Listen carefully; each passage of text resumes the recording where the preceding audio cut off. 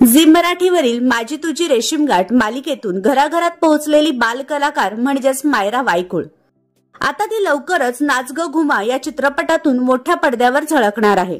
मात्र या ग्लॅमरस दुनियेच्या प्रवासात तिचे बालपण गमावून बसलीये ती, अशी टीका तिच्यावर होतीये। मायराने अलीकडेच दिलेल्या मुलाखतीवरून ती खूपच मोठी झाल्यासारखी वागते बोलते असं काहींनी म्हटलं आहे। याला सर्वस्वी तिचे आई वडील जबाबदार आहेत असं टीकाकारांचं म्हणणं आहे।